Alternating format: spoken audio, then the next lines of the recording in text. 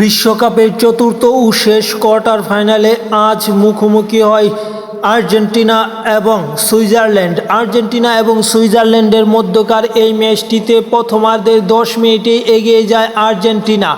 পরবর্তীতে প্রথমার্ধে কেউ কোনো গোল করতে পারেনি এবং সেকেন্ড হাফে নোডিয়ের 67 মিনিটের গোলে সমতায় ফিরে সুইজারল্যান্ড এবং নির্ধারিত সময় 1-1 গোলে ম্যাচটি শেষ হলে অতিরিক্ত সময়ে আরও 30 মিনিট যোগ করা হয়, যেখানে 112 মিনিটের মাথায় এই আলভারেজের গোলে মূলত 2-1 গোলে লিড নেয় আর্জেন্টিনা এবং একদম শেষ বাঁশি বাজার আগে 121 মিনিটে লাউতারো মার্টিনেজের গোলে মূলত ম্যাচটাতে 3-1 গোলের বড় ব্যবধানে জয় নিয়ে সেমিফাইনাল নিশ্চিত করে আর্জেন্টিনা এবং এবারের বিশ্বকাপ থেকে রীতিমতো বাদ পড়ে গেছে বা বিশ্বকাপ শেষ হয়েছে সুইজারল্যান্ডের।